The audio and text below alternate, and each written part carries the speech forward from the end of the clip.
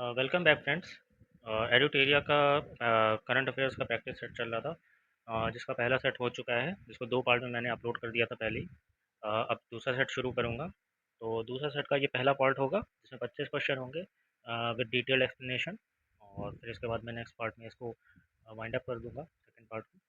तो चलिए मैं शुरू करता हूँ। पहला प्रश्न है, किस मंत्रालय के अधीन नक्शा कार्यक्रम के दूसरे चरण की शुरुआत की गई?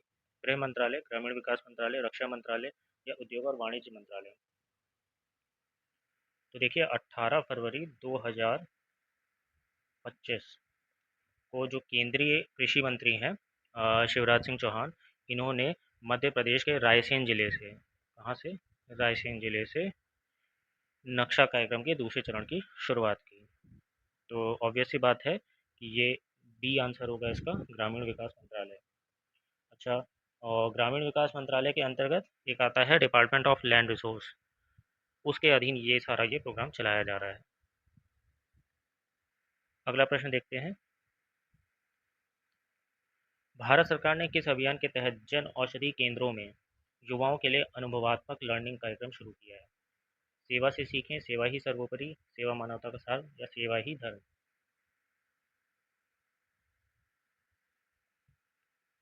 तो देखिए जन औषधि केंद्रों में युवाओं के लिए सेवा से सीखें करके एक अभियान शुरू किया गया है, जिसको इंग्लिश में कहा गया लर्न बाय डूइंग। और कब शुरू किया गया? 1 जून को, 1 जून 2025 को। और इसमें क्या किया जाएगा? इसमें प्रत्येक जिले के 5 जन औषधि केंद्रों के में 5 युवाओं को बुलाया जाएगा, मतलब जो युवा वॉलंटियर्स होंगे उनको 15 दिन की प्रैक्टिकल ट्रेनिंग और सेवा का अवसर दिया जाएगा। तो आंसर यहाँ पे हो जाएगा सेवा से सीखें।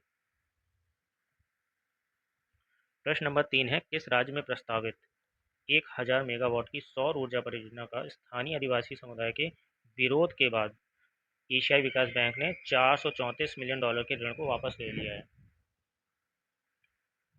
कोरबा में, चंदेल में, लुंगलेई में या कार्बी आंगलोंग में? बताइए। तो देखिए असम के कार्बी आंगलोंग जिले में 1000 मेगावाट्स की सौर ऊर्जा परियोजना प्रस्तावित थी, मगर वहाँ के जो स्थानीय समुदाय हैं उन्होंने इसका काफ़ी विरोध किया, जिसके बाद असम सरकार ने एडीबी से अनुरोध किया और एडीबी ने जो लोन दिया था उसको जो है या देने की घोषणा की थी, उसको वापस लेने का घोषणा कर दी। तो ये आंसर हो जाएगा कार्बी आंगलोंग। कारण क्या था विरोध का? कि वहाँ पे भूमि हस्तांतरण बड़े पैमाने पे होना था, और उसमें भी 24 गांवों का विस्थापन भी निर्धारित किया गया था, जिसके लिए वहाँ के समुदाय नहीं तैयार थे। अगला प्रश्न है, जापान के किस शहर से प्रभावित होकर तेलंगाना सरकार ने हैदराबाद में 80 एकड़ में इको टाउन विकसित करने की घोषणा की है? क्योटो, ओकायामा, टोक्यो या किताकियोशु? तो देखिए तेलंगाना सरकार ने हैदराबाद में 80 एकड़ भूमि पर प्रस्तावित इको टाउन का विकास जापान के किताकियोशु किताकियोशु शहर से प्रेरित होकर कर रही है। यह शहर जापान में उन्नत पर्यावरणीय प्रबंधन, सर्कुलर इकोनॉमी और जीरो कार्बन सिटी मॉडल के लिए जाना जाता है। और इसके लिए तेलंगाना सरकार और क्या कहते हैं जापान के बीच में एक सहयोग समझौता हुआ है। ठीक है। अगला प्रश्न है, केंद्रीय संचार मंत्रालय के तहत डाक विभाग द्वारा जियो कोडेड डिजिटल एड्रेस अवसंरचना के निर्माण के लिए किस नीति की शुरुआत की गई है? ध्रुव नीति, संचार नीति, गगन नीति या प्रखंड नीति? बताइए। तो देखिए ध्रुव नीति इसका सही आंसर है। और ध्रुव नीति के तहत डाक विभाग द्वारा डीजी पिन के रूप में एक नया जियो कोडेड डिजिटल एड्रेस सिस्टम प्रारंभ किया गया है। इसका उद्देश्य प्रत्येक भौगोलिक स्थान को 4x4 मीटर ग्रिड पर आधारित यूनिक कोड प्रदान करना है, जिसमें सटीक लोकेशन, बेहतर डिलीवरी, आपातकालीन सेवाएं एवं डिजिटल गवर्नेंस में आसानी होगी।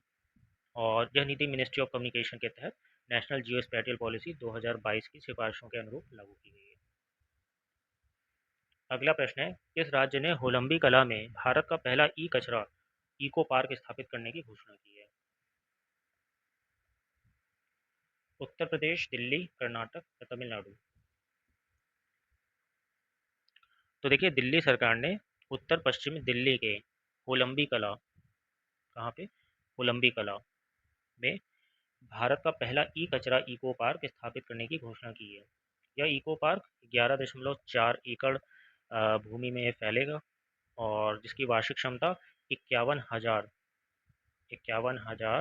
मीट्रिक टन कचरा का निस्तारण करने की होगी।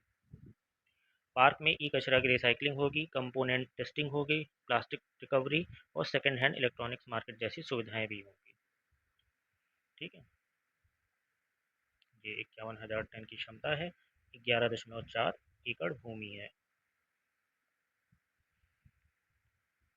अगला प्रश्न है, अंग्रेजी, हिंदी, उर्दू, डोगरी, भोटी और पुर्गी भाषा में किस भाषा को लद्दाख की आधिकारिक भाषा के रूप में मान्यता नहीं मिली है? भोटी, हिंदी, डोगरी, पुर्गी। देखिए जनरली तो दिमाग में डोगरी को लेके आदमी यही सोचेगा कि डोगरी नहीं हो सकती क्योंकि जम्मू कश्मीर की तो एक आधिकारिक भाषा के रूप में जो कि वहाँ का पड़ोसी है और पहले तो जम्मू कश्मीर के ही अंतर्गत लद्दाख जो कि यूनियन टेरिटरी बन गया है वो आता था। हालांकि आंसर यही है कि डोगरी को आधिकारिक भाषा के रूप में मान्यता नहीं मिली है। कहाँ पे? लद्दाख में। ठीक है। अ, देखिए लद्दाख ऑफिशियल लैंग्वेज रेगुलेशन 2025 करके एक्ट बनाया गया है और जिसमें स्थानीय भाषाओं और संस्कृति को संरक्षण देने की बात कही गई है। तो जिनको संरक्षण दिया जाएगा आप उनको भी उनका भी नाम ध्यान रखिएगा, अंग्रेजी, हिंदी, उर्दू, भोटी, पुर्गी। ठीक है, डोगरी काट के बाकी है। प्रश्न नंबर 8 है, भारतीय चुनाव आयोग नवंबर में प्रस्तावित बिहार विधानसभा चुनाव के दौरान किस नए मोबाइल एप्लीकेशन का प्रयोग करेगा? सी विजिल, ईसीआई, आईसीटी या ईसीआई नेट? तो देखिए आगामी विधानसभा चुनाव में बिहार चुनाव आयोग जो है वो ईसीआई नेट का प्रयोग करेगा। ठीक है। और एक बात और आप ध्यान रखिएगा कि अ, इसके पहले अभी जो वहाँ पे स्थानीय चुनाव हुए थे वहाँ पे एक ऐप डेवलप किया गया था चुनाव आयोग द्वारा, सेक बी एच आर, मतलब एक्चुअली देखा जाए तो state election commission of Bihar, उसी का ये शॉर्ट फॉर्म है। तो सेक बिहार करके ऐप डेवलप किया गया था जिसके माध्यम से मोबाइल से वोटिंग की सुविधा प्रदान की गई थी। ठीक है। अच्छा, ईसीआई नेट के बारे में अगर थोड़ा सा जानें तो इसमें क्या है कि ईसीआई नेट ऐप एकीकृत प्रणाली है जिसमें 40 से अधिक पूर्व में उपयोग हो रहे ऐप्स एवं वेबसाइट को एक ही पोर्टल में समेकित कर दिया जाएगा। इस ऐप के माध्यम से प्रिसीडिंग ऑफिसर मतदान के दौरान हर 2 घंटे बाद वोटर टर्नआउट डेटा सीधे ईसीआई नेट में दर्ज करेंगे जिससे मतदाता प्रतिशत में वास्तविक समय में अपडेट संभव होगा।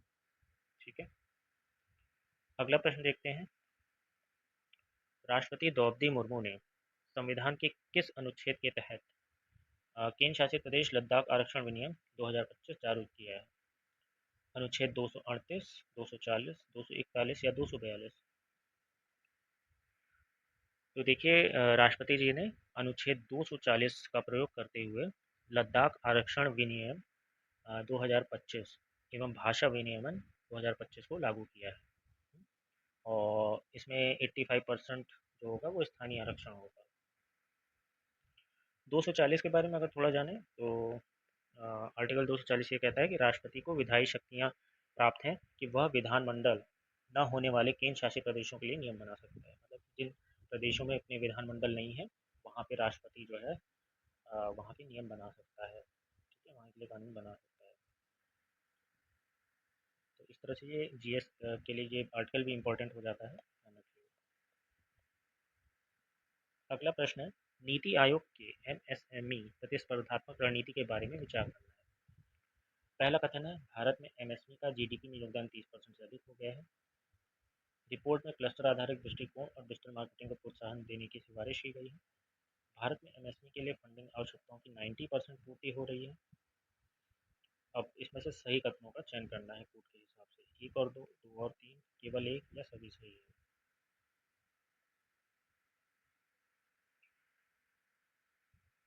तो देखिए तीसरा वाला छोड़ के बाकी एक और दो सही है। आंसर हो जाएगा ए।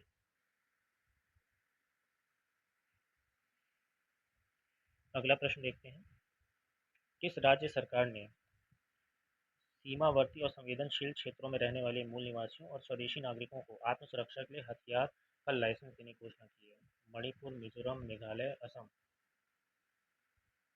तो देखिए, असम सरकार ने सीमावर्ती और संवेदनशील क्षेत्रों में रहने वाले मूल निवासियों या फिर स्वदेशी नागरिकों को आत्म सुरक्षा हेतु हथियार लाइसेंस देने की घोषणा की है। आंसर हो जाएगा डी। 12वां प्रश्न है, मुख्यमंत्री नीतीश कुमार ने जल जीवन हरियाली अभियान के तहत किस जगह विक्रम सौर ऊर्जा परियोजना का उद्घाटन किया है? दरभंगा, मुजफ्फरपुर, पटना या फिर गया? तो देखिए, जल जीवन हरियाली अभियान के तहत मुख्यमंत्री नीतीश कुमार ने पटना के विक्रम लॉक नहर के किनारे 2 मेगावाट सौर ऊर्जा परियोजना का उद्घाटन किया है। आंसर हो जाएगा पटना। ठीक है, विक्रम लॉक नहर है, उसके किनारे पे 2 मेगावाट की सौर ऊर्जा परियोजना। प्रश्न नंबर 13 है, वेव शिखर सम्मेलन 2025 के बारे में विचार करें। यह भारत की जीडीपी में रचनात्मक अर्थव्यवस्था की भूमिका को दर्शाता है। भारत ने रचनात्मक तकनीकी संस्थान की स्थापना की। इसका आयोजन दिल्ली में हुआ। इसमें से हमको सही कथनों का चुनाव करना है। एक और दो है, केवल तीन है, केवल दो और तीन है, या सभी सही है? तो देखिए, पहला और दूसरा कथन सही है कि भारत ने रचनात्मक तकनीकी संस्थान की स्थापना की है और भारत की जीडीपी में रचनात्मक अर्थव्यवस्था की भूमिका को इसने दर्शाया है। मगर इसका जो आयोजन है वो दिल्ली में ना होकर मुंबई में हुआ था। 1 से 4 मई के बीच में मुंबई के जियो कन्वेंशन सेंटर में इसका आयोजन हुआ था। इसलिए आंसर हो जाएगा ए।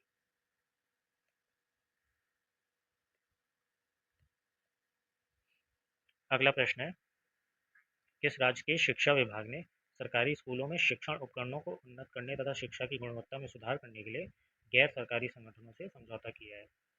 ए तेलंगाना, बी बिहार, सी पंजाब या डी मेघालय? तो इसका सही उत्तर हो जाएगा तेलंगाना। तेलंगाना के शिक्षा विभाग ने सरकारी स्कूलों में शिक्षण उपकरणों को उन्नत करने के लिए और वहाँ की शिक्षा को बेहतर बनाने के लिए वहाँ के एनजीओ से समझौता किया है। 15वां प्रश्न है, किस व्यक्ति ने भारत के G20 शेरपा पद से इस्तीफा दिया है? राजीव गाबा, प्रमोद कुमार मिश्रा, धनंजय शुक्ला या फिर अमिताभ कांत? तो देखिए, G20 के जो शेरपा थे वो अमिताभ कांत थे और इस पद से उन्होंने इस्तीफा दे दिया है। और साथ ही में वो कनाडा के fair fax fair fax company में सलाहकार नियुक्त हुए हैं। उसी के साथ ये भी आप ध्यान रखिए कि वो इंडिगो की जो पेरेंट कंपनी है, इंटर ग्लोब एविएशन, क्या नाम है, इंटर ग्लोब एविएशन में नॉन एग्जीक्यूटिव डायरेक्टर भी नियुक्त हुए हैं। ये दो फैक्ट भी आप ध्यान रखिएगा। अगला प्रश्न देखते हैं, किस जगह पर एयर इंडिया का विमान बोइंग 787-8 ड्रीम लाइनर दुर्घटनाग्रस्त हो गया जिसमें 241 लोगों की मौत हो गई? हैदराबाद, कोच्चि, अहमदाबाद या फिर बेंगलुरु? तो देखिए, ये बहुत ही दुखद घटना थी। उसके बारे में लगभग सभी लोग जानते होंगे कि ये दुर्घटना अहमदाबाद में हुई थी। इसके बारे में थोड़ा सा डिटेल में जान लेते हैं। तो देखिए, एयर इंडिया का 7878 ड्रीम लाइनर विमान था, जिसके फ्लाइट नंबर देखें तो AI 171। ध्यान रखना होगा इसको। फ्लाइट नंबर AI 171 था, जिसने 12 जून को अहमदाबाद के सरदार वल्लभ भाई पटेल अंतर्राष्ट्रीय हवाई अड्डे से लंदन के गैटविक के लिए उड़ान भरी थी। और उड़ान भरने के कुछ ही मिनटों बाद जो है ये दुर्घटनाग्रस्त हो गया था। और दुर्घटनाग्रस्त होकर कहाँ पे गिरा था? ये अहमदाबाद के मेधानी नगर में बीजे मेडिकल कॉलेज के हॉस्टल में गिरा था, जिससे जो है 241 यात्रियों और चालक दल के सदस्यों की मौत हो गई थी। और एकमात्र जीवित बचा हुआ व्यक्ति कौन था? विश्वास कुमार। विश्वास कुमार एकमात्र इसमें जो जीवित बचे थे। अच्छा, अब इसके अलावा भी कुछ फैक्ट्स हैं जो इम्पोर्टेंट हैं। अभी हालिया में इसकी एक रिपोर्ट आई है और इस रिपोर्ट को जारी करने वाला कौन है? एयरक्राफ्ट एक्सीडेंट इन्वेस्टिगेशन ब्यूरो, जिसको शॉर्ट में कहा जाता है AAIB। तो ये नागरिक उड्डयन मंत्रालय के तहत कार्य करता है और इसने जो है अपनी रिपोर्ट जारी की है, प्रारंभिक रिपोर्ट। और इसमें बताया गया कि टेक ऑफ के कुछ सेकंड बाद ही दोनों इंजनों के फ्यूल कंट्रोल स्विच रन से कट ऑफ स्थिति में चले गए थे, जिससे कि इंजन बंद हो गया था। तो इस पॉइंट को भी आपको ध्यान रखना होगा। प्रश्न नंबर 17 है, गूगल ने एशिया प्रशांत क्षेत्र का पहला सुरक्षा इंजीनियरिंग केंद्र कहाँ स्थापित किया है? बेंगलुरु, हैदराबाद, चेन्नई या अमरावती? तो देखिए, गूगल का पहला सुरक्षा इंजीनियरिंग केंद्र भारत में हैदराबाद, जो कि तेलंगाना की राजधानी है, वहाँ स्थापित किया गया है। यह केंद्र एशिया प्रशांत क्षेत्र में गूगल का पहला ऐसा केंद्र है जो दुनिया में चौथा ऐसा केंद्र है, जिसका उद्घाटन किसने किया था? वहाँ के मुख्यमंत्री ए रेवंत रेड्डी ने। कार्य ये क्या करेगा? यह केंद्र गोपनीयता, इंजीनियरिंग, साइबर सुरक्षा और जिम्मेदार एआई विकास को समाहित करेगा और भारत की डिजिटल सुरक्षा पर ध्यान केंद्रित करेगा। आंसर हैदराबाद है। अगला प्रश्न है, हाल ही में भारत के किस राज्य की राजधानी पहली बार भारतीय रेलवे नेटवर्क से जुड़ गई है? तो ऐसा कौन सा राज्य है जिसकी राजधानी पहली बार भारतीय रेलवे के नेटवर्क से जुड़ी है? मिजोरम, नागालैंड, लद्दाख, मणिपुर? तो देखिए, मिजोरम की राजधानी आइजोल है। ठीक है, तो आंसर तो यहाँ पे मिजोरम हो जाएगा। तो इसकी राजधानी जो आइजोल है, वो पहली बार जो है भारतीय रेलवे के नेटवर्क से जुड़ी है। ये कनेक्टिविटी भानुपाली, बिलासपुर, बेरी, लिख देता हूँ मैं, भानुपाली, भानुपाली, बिलासपुर, बेरी,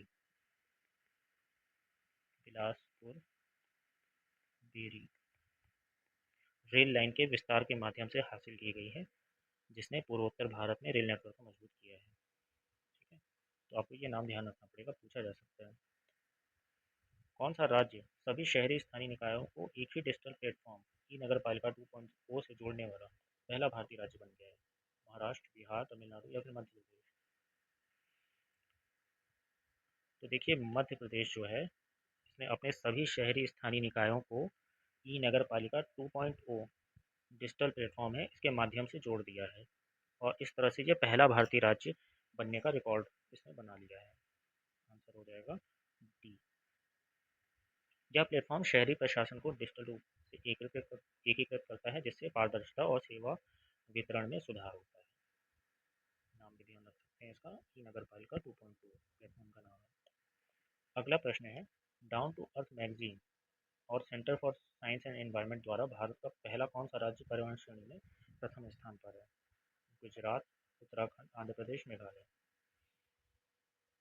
तो देखिए, पहली बात ये जान लीजिए कि centre for science and environment एक वैसे तो एनजीओ है, मगर काफ़ी मान्यता प्राप्त एनजीओ है भारत में। और क्या कहते हैं, इसी के द्वारा एक मैगजीन निकाली जाती है, डाउन टू अर्थ मैगजीन। ठीक है, तो इसी में इनकी रैंकिंग में किस राज्य ने पर्यावरण श्रेणी में पहला स्थान प्राप्त किया है, ये सवाल है। तो आंसर यहाँ पे हो जाएगा उत्तराखंड। ठीक है, अगला प्रश्न है, बिहार के सारण जिले में स्थित मढ़ौरा रेल इंजन कारखाने में निर्मित इंजन को किस अफ्रीकी देश को निर्यात किया जाएगा? दक्षिण अफ्रीका, गिनी गणराज्य, अंगोला या रवांडा? तो देखिए, सारण जिले में जो मढ़ौरा रेल इंजन है, उसमें निर्मित रेल इंजनों को पश्चिम अफ्रीकी देश गिनी गणराज्य को निर्यात किया जाएगा। कहाँ पड़ता है ये? अफ्रीका के पश्चिम में। यह भारत की रेल विनिर्माण क्षमता और मेक इन इंडिया पहल को दर्शाता है। किस राज्य सरकार ने 2025-35 को जल विद्युत दशक घोषित किया है? अरुणाचल प्रदेश, असम, उत्तराखंड, राजस्थान? अच्छा क्वेश्चन है। तो देखिए, अरुणाचल प्रदेश सरकार ने 2025 से 35 को जल विद्युत दशक घोषित किया है और इनका लक्ष्य क्या है कि 58,000 मेगावाट जल विद्युत क्षमता को दोहन करना है। 58,000 मेगावाट जल विद्युत क्षमता का दोहन करना है। ठीक है, इसमें जो इम्पोर्टेंट है वो सियांग अपर मल्टीपर्पज़ प्रोजेक्ट है। ठीक है, सियांग, नाम ध्यान रखना पड़ेगा, सियांग है ये, सियांग अपर। तो इसी को शॉर्ट में लिखा गया है एस से सियांग अपर मल्टी पर्पस या मल्टी प्रोजेक्ट, SUMP। ठीक है, जो कि 11,000 मेगावाट का है, इसमें इसका प्रमुख प्रोजेक्ट है। प्रश्न ऐसे भी बन सकता है कि सियांग अपर कहाँ पे निर्मित किया जा रहा है। ठीक है, तो भी आपको फिर यहाँ पे आंसर अरुणाचल प्रदेश हो जाएगा। प्रश्न नंबर 23 है, सरकारी ई मार्केट प्लेस के माध्यम से सर्वाधिक डिजिटल सार्वजनिक खरीद करने वाला शीर्ष राज्य कौन सा बन गया है? बिहार, महाराष्ट्र, गुजरात या फिर उत्तर प्रदेश? तो देखिए उत्तर प्रदेश ने सरकारी ई मार्केट प्लेस, जिसको कि जैम कहा जाता है, ये नाम आप ध्यान रखिएगा, जैम, ये ऑनलाइन पोर्टल है और सरकारी पोर्टल है जिसके द्वारा जो है सरकारी विभाग खरीद करते हैं किसी भी चीज़ की। तो उत्तर प्रदेश ने जेम पोर्टल के माध्यम से 65,227 करोड़ से अधिक की खरीद के साथ सार्वजनिक खरीद में राष्ट्रीय स्तर में शीर्ष स्थान प्राप्त किया है। 24-25 में अकेले उत्तर प्रदेश ने 72 लाख से अधिक ऑर्डर पूरे किए हैं, जिससे उत्तर प्रदेश को डिजिटल सार्वजनिक खरीद में सर्वोच्च राज्य घोषित किया गया है। केंद्र सरकार और केंद्रीय मंत्री द्वारा भी उत्तर प्रदेश को मॉडल राज्य का दर्जा दिया गया है और 100% जीईएम को अपनाने वाला राज्य बताया गया है। 24वां प्रश्न है, केंद्र सरकार की उल्लास नव भारत साक्षरता कार्यक्रम के तहत मिजोरम और गोवा के बाद आधिकारिक तौर पर पूर्ण साक्षरता हासिल करने वाला तीसरा राज्य कौन सा बन गया है? केरल, मणिपुर, त्रिपुरा या फिर कर्नाटका?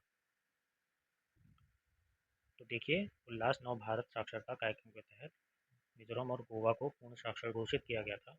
उसके बाद त्रिपुरा को भी पूर्ण साक्षर राज्य का दर्जा दिया गया है। इस तरह से आंसर सी हो जाएगा यहाँ पे। मगर ध्यान रखने वाला फैक्ट ये है कि सर्वप्रथम लद्दाख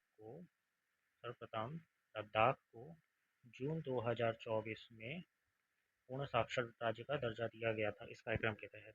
तो कायदे से ये चौथा राज्य है जो कि पूर्ण साक्षरता का दर्जा प्राप्त किया है।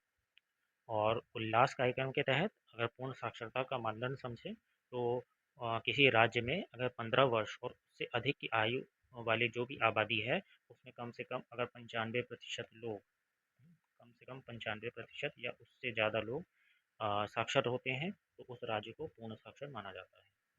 तो आंसर हो जाएगा सी। इस वीडियो का आखिरी प्रश्न है, मुख्यमंत्री नीतीश कुमार ने किस नदी पे बने 4.57 किलोमीटर लंबे 6 लेन वाले पुल का उद्घाटन किया है?